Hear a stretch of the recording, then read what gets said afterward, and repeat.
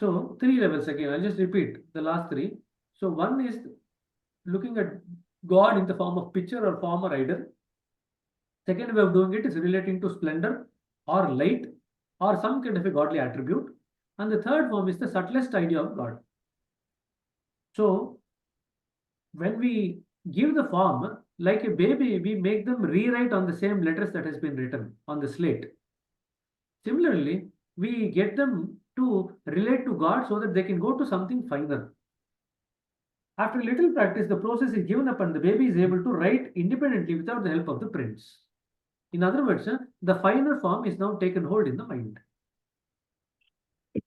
So thus the solid form or image was adopted for a time being only, after which they came to the inner next stage. Besides, the image setup for the purpose was fully charged by the spiritual force. So if people were taking idols, the idol was fully charged.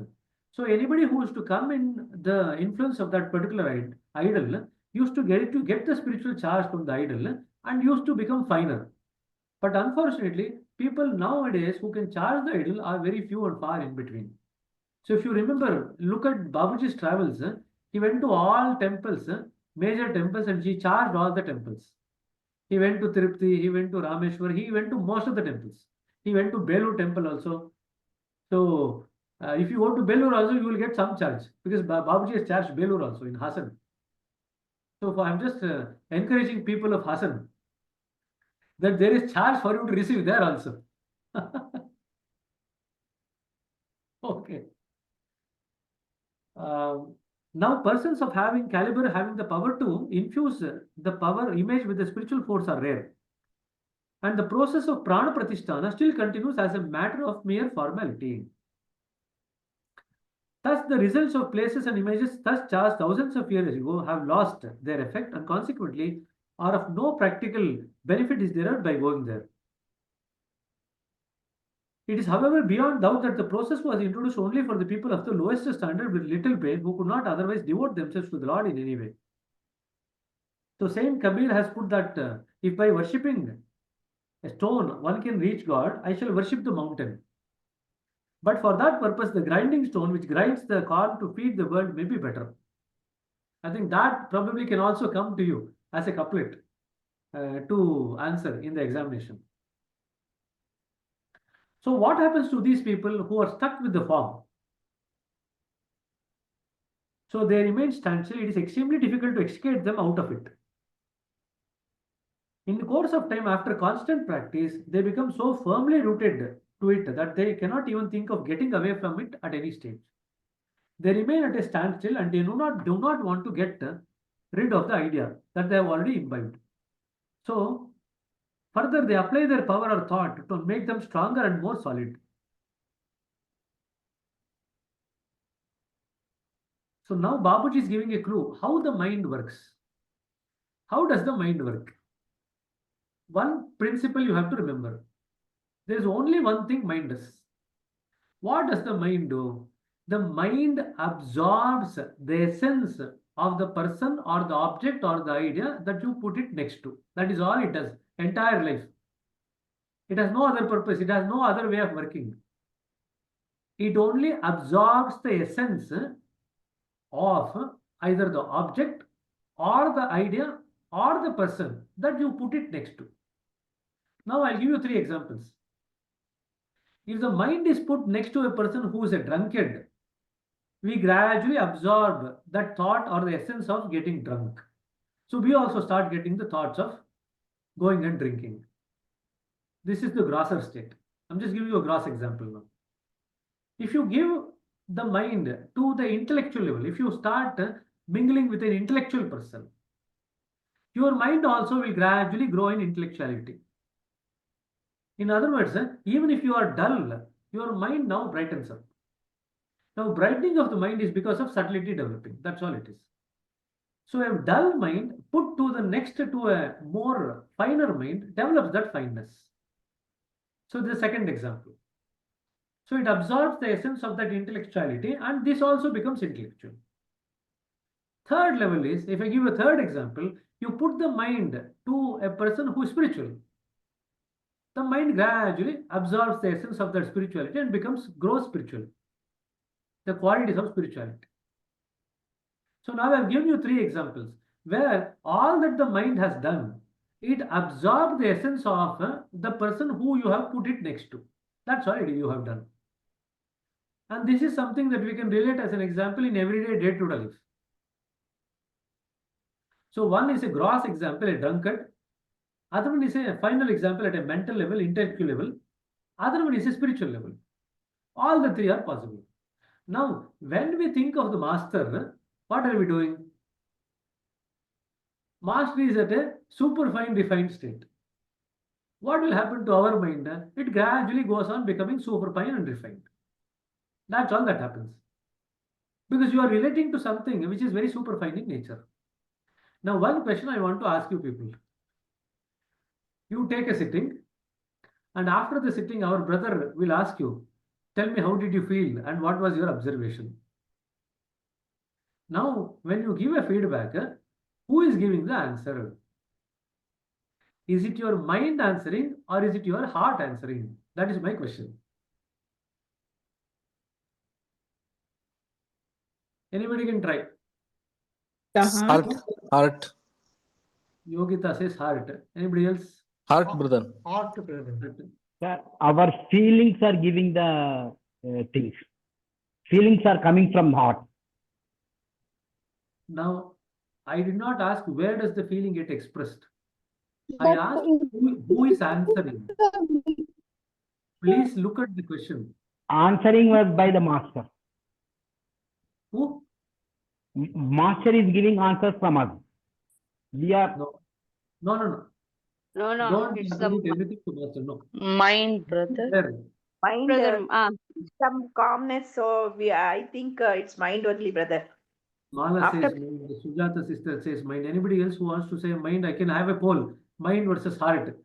Who? Mind. I want you to clearly understand this. Most of us do not have this clarity. It's But mind, brother. heart and mind synchronizes, then only we have a see, Don't give me beat. 1 minute, it sister. works only Sister, when Don't beat around the bush. I want one clear answer. Mind or heart? That's all. Mind.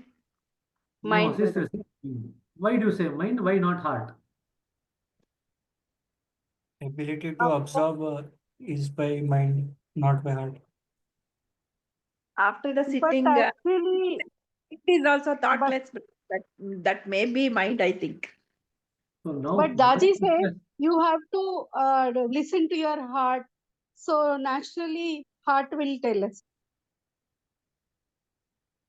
So the There's a heart will tell function. the answer, so we tell with our mouth. sister, Brother, yes. I feel Huh. I feel each organ has a function. It's feeling. Correct. Mind is thinking, analyzing. It does so many. Correct. There's a it's activated. I mean, that is a field of the mind. Now don't go on elaborating. Give me an answer. You're not giving the answer only. You are just beating around the bush again. All what those we things. think is What is the answer? it is a Heart, heart, mind. sir. Brother, it's mind. Mind. Heart. Mind. Okay.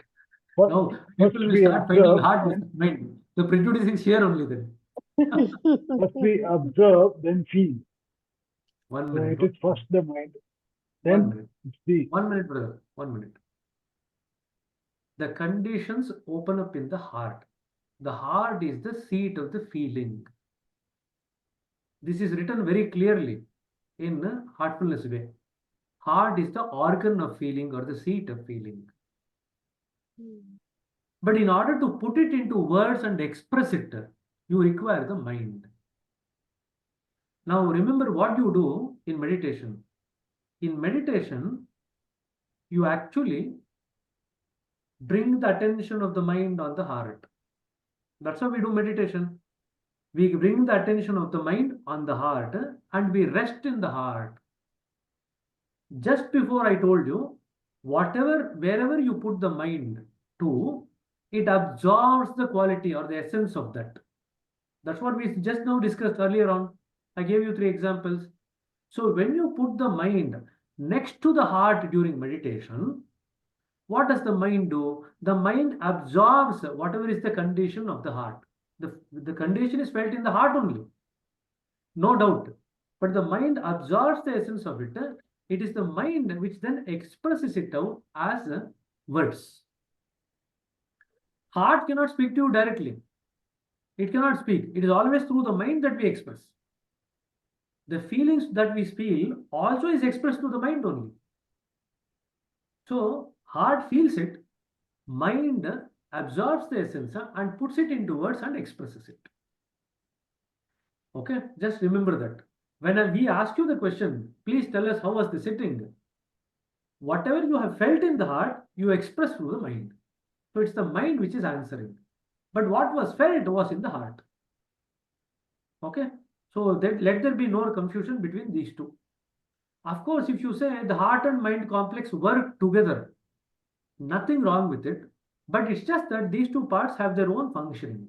Like Paliv's sister was talking about, these two parts, organs, have their own level of functioning. Okay, just keep that in mind.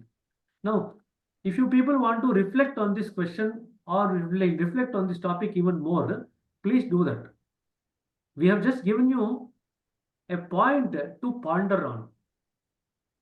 Actually, this point comes in, why do we meditate on heart? One point, this heart is the organ of feeling. That point is there in there. Okay, see, whatever we do, whatever points we read in the book, we need to relate to the practice. That's why we are just trying to connect the dots between what we do, how do we actually express, what are the things that happens to the mind. So if you understand, see, two fundamental things we discussed, subtlety versus grossity, grossness versus subtleness. That's the fundamental core feature of our system. Secondly, the main thing of the mind is it absorbs the essence of any person, object or idea that you put it next to. That's all the mind does. If you remember these two things, it becomes very easy for us. And then how constant remembrance helps, you automatically understand. When we do constant remembrance, we are putting the mind next to the heart all the time, in the direction of the master. Since the master is established in a superfine state, our mind gradually elaborates in the superfine state. Now, one other question I want to ask you. Now that you people have read the whole book, where does the individual mind merge into the origin? At what point does the individual mind merge into the origin? If the individual mind merges into the origin at some point, then how do we grasp the superfine state of our reality or the center? How do we grasp it? What exactly happens in the central region?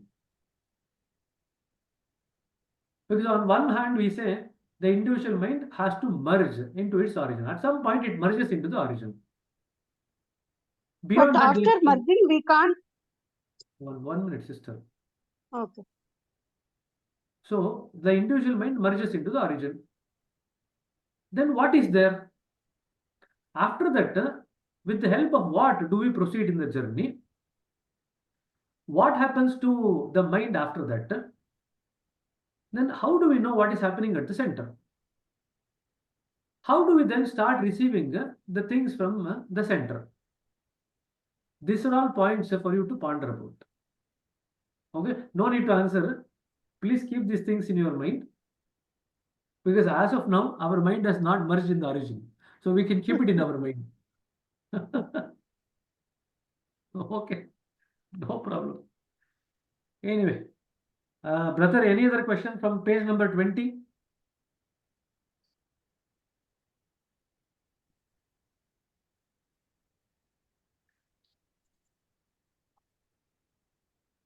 No, we can have a couple of questions on the consequence of these, grosser forms of worship. Okay, so it makes them solid, it makes them grosser. And we lose the reflexive power of the mind. Exactly, it takes them away from the reality. So because the reflexive power of the mind is gone. Now, another question to ponder about.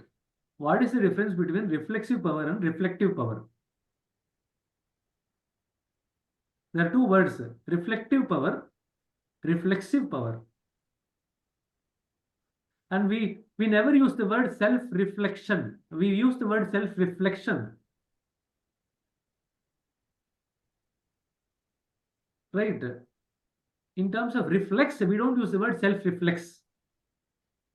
But we use the word self-reflect. Got the point? We never use the word self-reflex.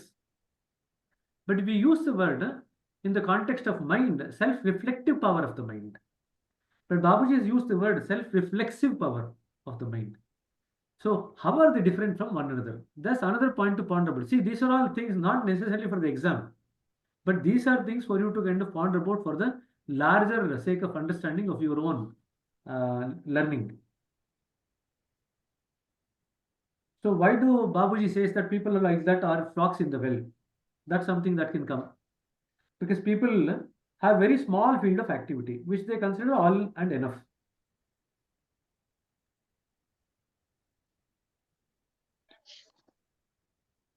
When the practice continues for long, the cells of the brains are affected and they become saturated with the thoughts, which grow stronger by the day. Finally, the whole nervous system is affected. The external opacity gradually creeps inwards and completes the work. They are now completely impervious, both within and without, to the passage of divine light. So they are called, so what is called as living stones? What Babuji calls as living stones? That's another question you might get. Kupa Manduka are frogs in the well and the living stone. The hardened crust which they thus develop keeps them aloof from the slightest association with anything finer or higher. They are almost spellbound by its effect, which they consider to be the spiritual state, although in fact they are far away from it. And Babuji says it's very difficult to shatter this hard crust. If one wants to free himself from the bondages of soul, he must necessarily clear off the layers of grossness and solidity settled over his mind as a result of these stupefying practices. That's exactly what we do. We go on clearing the grossness and the solidity. Okay, now we shall leave there. So we are in the 21st page number. So I would want you people to read between 21st and 35 for tomorrow, 21 to 35. Tomorrow evening we shall continue. So brother has prepared some questions from the first chapter, religion. Is that right, brother? Yes, yes. So he's prepared that. I'll just share that slide or the questionnaire for you. You please utilize it and then try to just revise it. We will send you the recording, but unfortunately we forgot to record the small part of the session, the half an hour of the session. But whatever we have recorded, we'll send you by tonight or by tomorrow morning. You please rehearse it, go through it reflectly, self-reflect on it, go through the questionnaire, and then we'll continue the session tomorrow evening again. Is that fine? So brother, I've given him the task of preparing the questions. So I have two sources of questions. One, the questions that we get in the morning, and second, the questions that brother also kind of brings into the discussion. So you can utilize both the set of questions. Okay. So thanks. Brother, tomorrow at 8 o'clock? Tomorrow Sorry? at 8 o'clock or 7 o'clock? Tomorrow at 8 o'clock. We'll meet at 8 o'clock. 8 to 9. Yeah. Okay. Our other thing is we can meet at 9:15, 9:15 to 10:15. The reason is that tomorrow 8:30 to 9, I think 9:30 we have got the Red Book reading session for another group. So I'll finish it by 9:15. 9:15 to 10:15 we can have tomorrow, just for Wednesdays. Other days Okay, we'll have okay. it between 7 and 8. Okay, okay.